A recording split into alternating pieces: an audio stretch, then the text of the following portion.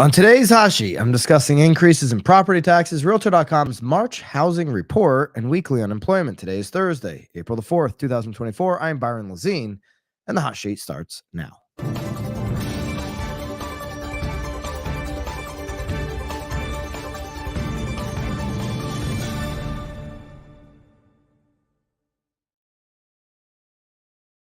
Welcome back into the live edition of the Hot Sheet. Let me know in the live chat which market you are tuning in from today. Across the country today, we have property taxes on a lot of homeowners' minds. Homeowners are really, for the most part, locked into favorable terms on the 30-year fixed rate. Rates are super low. Somewhere around 80% have less than 5% on their 30-year fixed. Those that have a mortgage, and then we know a large percentage of American homeowners don't even have one. So the only two real things that can impact affordability for current homeowners would be property taxes and insurance. We discussed insurance earlier this week, and now let's get into property taxes across single-family homes. They're up 7% across the U.S. in 2023.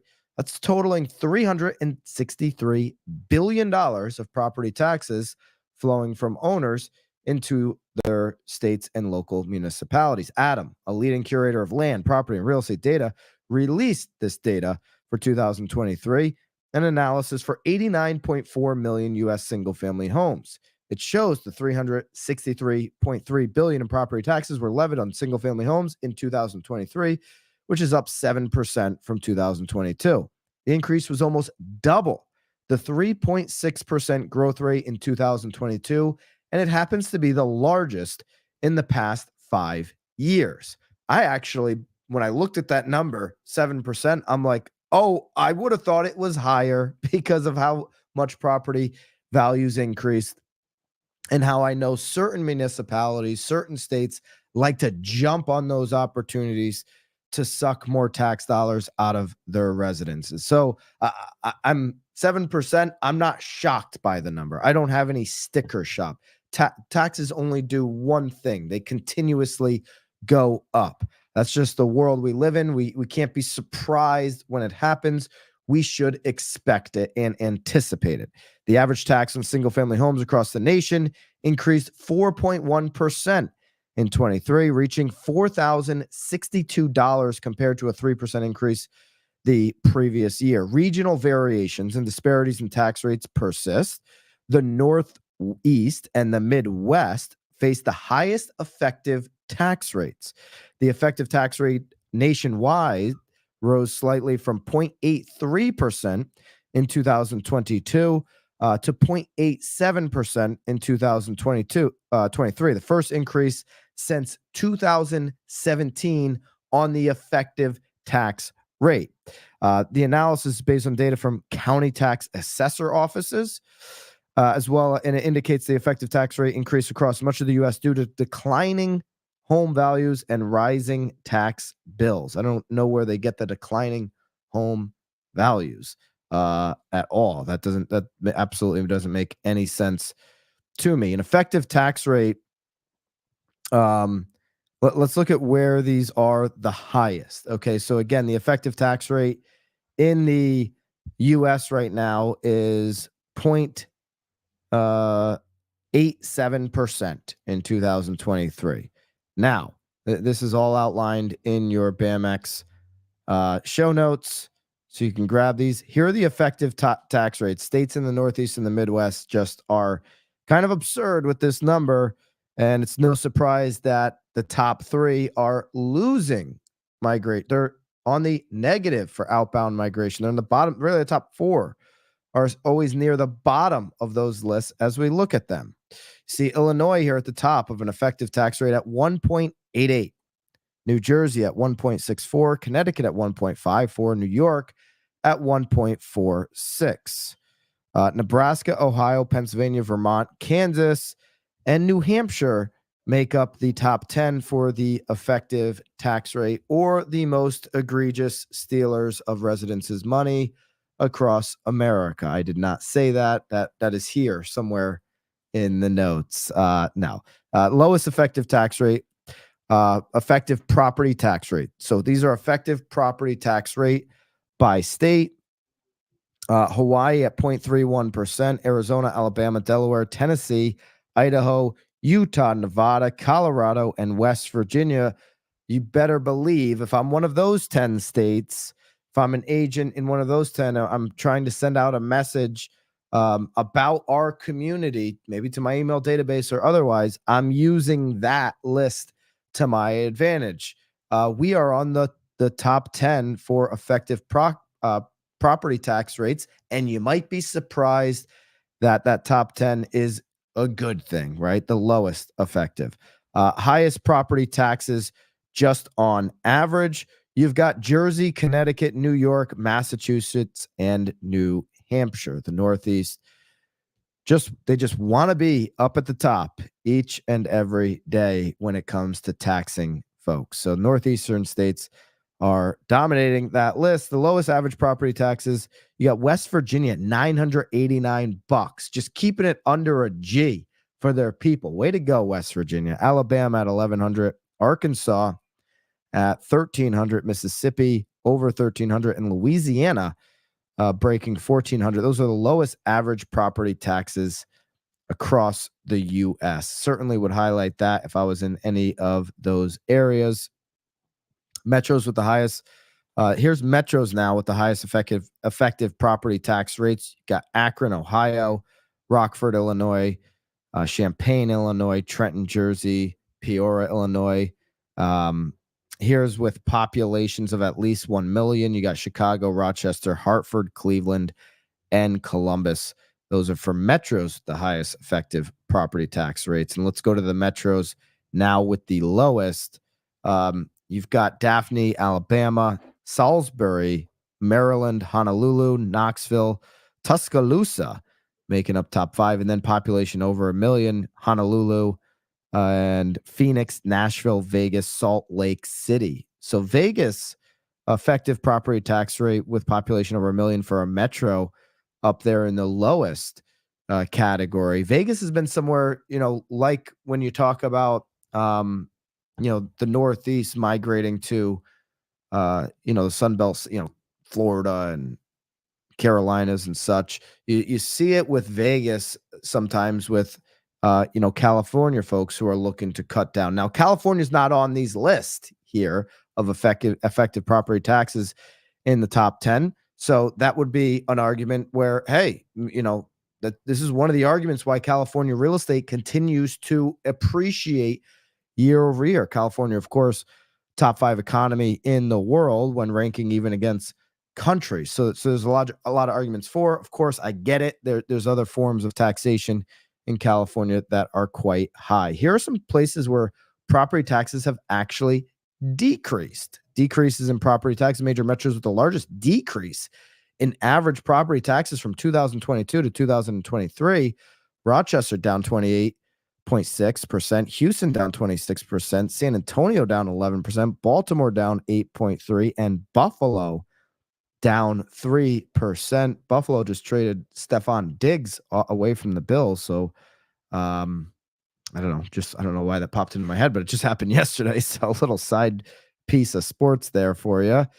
Counties with high property taxes would be Essex County, Jersey, Bergen County, Jersey, Nassau County, and those are all outside New York City. San Mateo County, California, Santa Clara County, San Jose are the top 5 average taxes in counties with at least 100,000 single family homes. All right, there's your update on taxes. Overall, taxes are up 7% nationwide. It's the largest increase in 5 years, largest surge in the past 5 years. It's double from the year prior. As taxes, and as we mentioned, homeowners insurance trickle up, those are going to be the only real elements that create a pinch on affordability for the homeowners who are locked in, 80+% of them under 5% on their 30-year fixed, or certainly those that own their property outright. All right, let's get into 2024 monthly housing market trends report for the month of March from Realtor.com. Realtor.com is showing a 23.5% increase in for sale listings compared to March of 2023. That reflects the Altos active inventory number that we go over every single Monday. Remember, this Monday, Altos reported, hey, same time last year, about 400,000 active homes on the market nationwide. For this week, this year, we're seeing over 500,000. So an increase of 100,000 plus.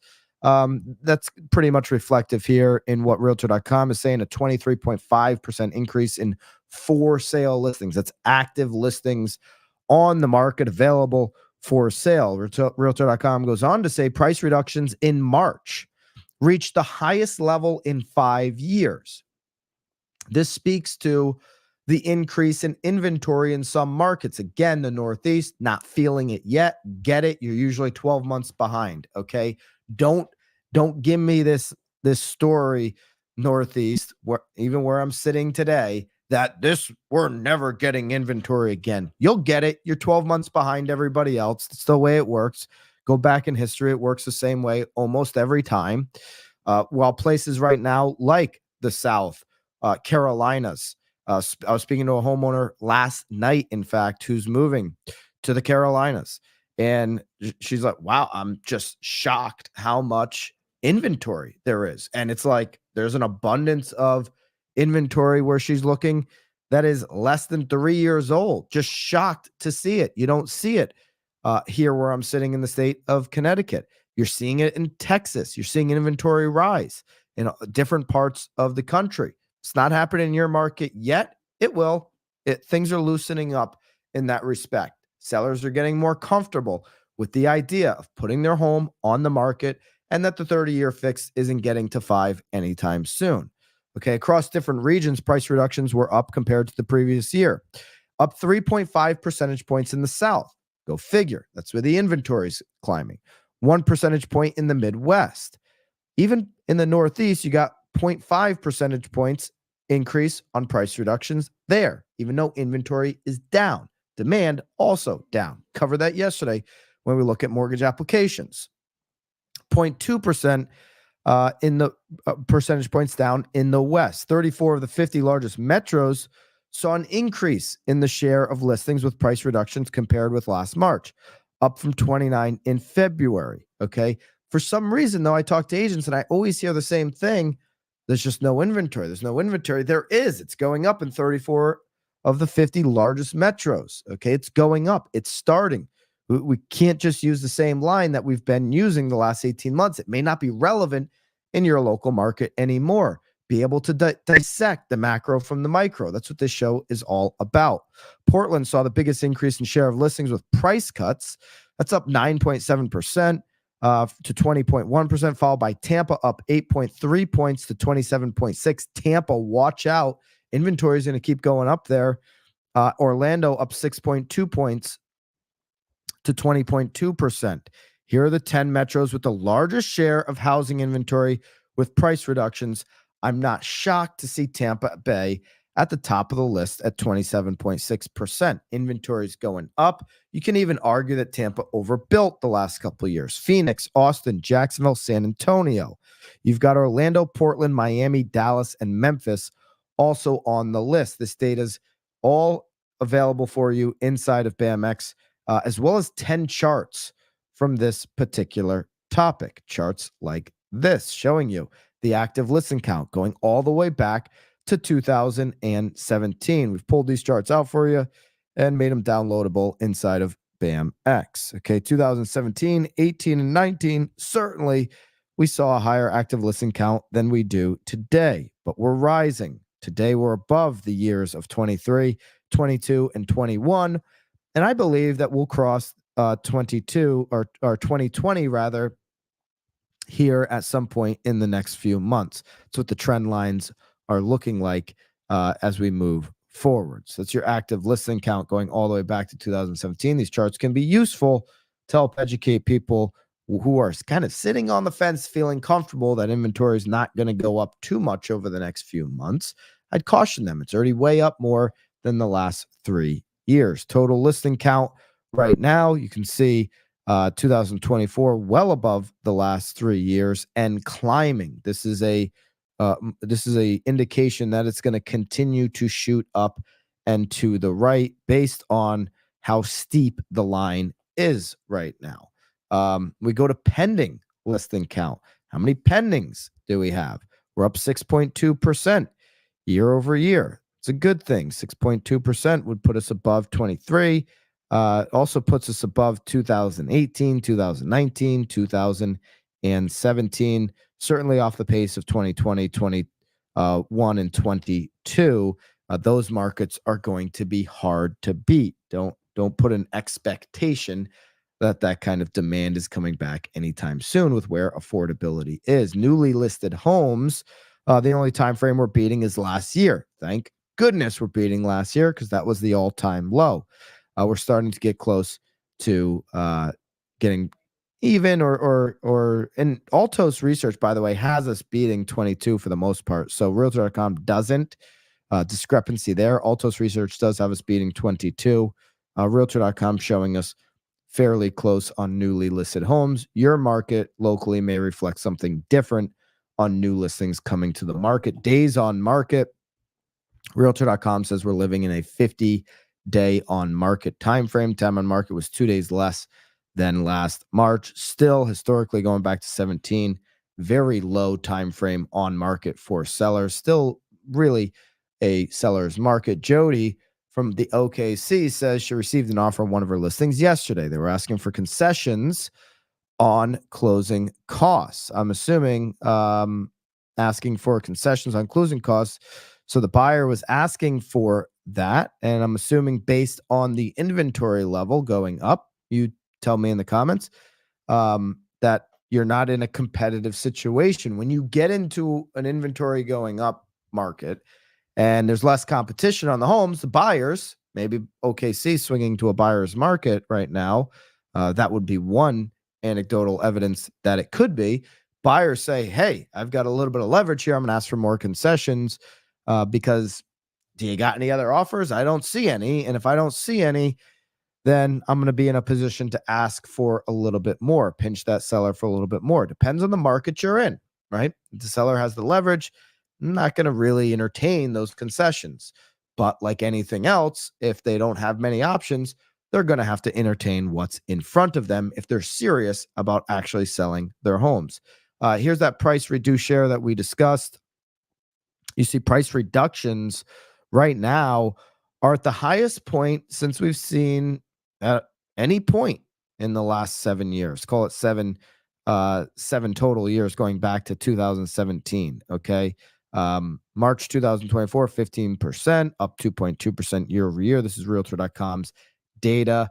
Altos research tells us that a third of homes will see a price reduction before they sell on any given year. That's normal. Altos has us right now about 32%.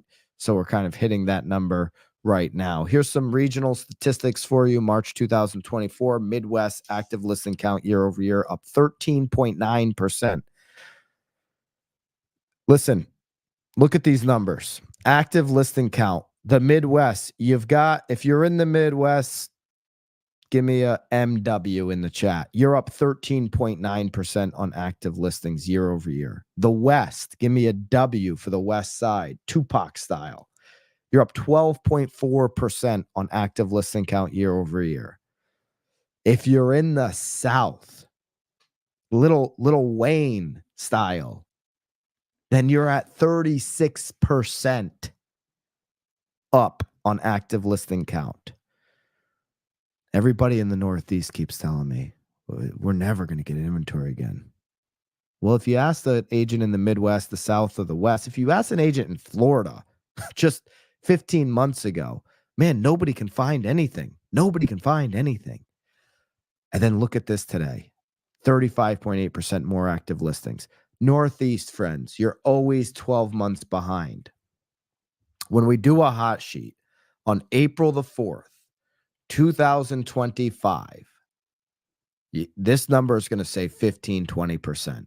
You can take that to the bank. You're always 12 months behind Northeast. Your day is coming. So don't complain about you can't have your cake and eat it too. Can't complain right now. I'm writing offers and none of them are getting accepted. And then you get to next year and it's like, oh, I got a listing and I'm not getting any offers. Like work with the market you got. And this is the reality. Northeast, you're 12 months behind. The day is coming. The numbers to me seem pretty obvious that it's going to move in that direction. New listing count. You see 14% up in Midwest, 7.9% in the Northeast. That continues. We start to see active go up. South 15.6, West 21.3, median listing price. Only place it's down, and it's really not even down, it's flat in the South, but you got the most inventory. That inventory continues to increase. You will see that number push down a little bit. Northeast and Midwest obviously up the most. Midwest median listing price per square foot year over year, that's up everywhere. All right, whole bunch of that data there, all carved out for you inside of BAMX. Make sure you grab that and check that out. If you're not in BAMX yet, make sure you do it today. Use code HOT to get 10% off, of course. And when we celebrate the 1 year of BAMX, which is basically the 2 year of BAM, okay, end of April, 2 years of BAM, April 18th. April 18th is 2 years of BAM, and it's 1 year of BAMX. The BAMX price is going up substantially. Now that we're doing the done for you content dropped every single Friday. If you're a BAMX member, you're like, what? We just started last Friday. BAM in a box. 2 social media templates for you every single Friday. 2 video scripts every single Friday. 1 email script every single Friday for BAMX members. You get that drop every Friday, the 4th Friday of every month. You're going to get a lead magnet in there done for you. So, I mean, I always talk about these show notes. With the show notes, what we deliver every single day in front of you, you've got to take that data and put it into your email and all that kind of stuff. Now we're giving you done for you content. That's why on April 18th, the price is going up. But little hidden secret, a lot of people don't know. If you get into BAM now, you're going to be grandfathered in for life. We're taking care of all the people pre-April 18th. So all the people that joined BAMX in the first year, you'll be grandfathered into that current rate for life. Okay. 14 days left on that. So if you're ever thinking about BAMX, do it now. And then you can at least make a decision moving forward before that price moves up. All right, let's get into weekly unemployment data. In the week ending March 30th, seasonally adjusted initial claims were 221,000. That's a 9,000 increase from the revised week's level of 212,000. So notable. The 4-week average stood at 214,000, showing an increase of 2,750 from the revised previous week's average. So, okay. I mean, it's like one of the first times I can actually say, hey, we just saw unemployment pop a little bit. I'm not making a big deal about this. I'm just saying, hey, from really relatively flat for months, we see a slight tick up here. Okay. Maybe a softening in the job market, maybe a slight softening in the economy. I don't know. It's something to note. We definitely need to see more weeks of data. Probably not a big deal at all. We need to see more weeks of data to really understand if this is a trend or just kind of something that happened this week. Highest insured unemployment: Jersey, California, Rhode Island, Massachusetts, Minnesota, Illinois, New York, Alaska, Connecticut, Montana, Pennsylvania, Washington. A lot of those effective highest tax rates there in the top 10 on unemployment. Not drawing a comparison, just saying. Well, fun fact for you there. Let's take a look at the 10-year. 10-year at least here is back off of the 4.4 that we were experiencing. Look at the 1-day trend. We're getting a nice welcome gift here this morning on the 10-year. Back down to 4.3. I'll take it. 30-year fixed, of course, for 3 days straight has broken 7.05, 7.06. Yesterday, 7.07.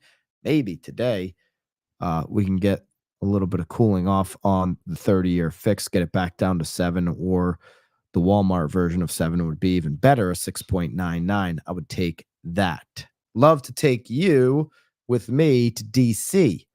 Should join me and the rest of the BAM fam down in DC on June the 6th. We've got our next BAM camp happening. There's limited space. Tickets are already selling. Naples, Florida last year sold out. This is our next BAM camp. It's DC. Tickets are already selling. And early bird pricing ends this week. If you're a BAMX member, you get 25% off even that bottom price. So sign up today before early bird pricing ends. There's a link down below for that. That's the hot sheet here for the week. Really appreciate all of you guys. We're going to have a new Knowledge Brokers up over on at Knowledge Brokers Podcast YouTube channel for tomorrow, or wherever you listen on Apple or Spotify. Make sure that you go subscribe or follow along if you're an audio person to at Knowledge Brokers Pod. We've got that new one dropping tomorrow. So looking forward to that. Thank you guys so much. We'll see you next time. Until then, of course, toodaloo.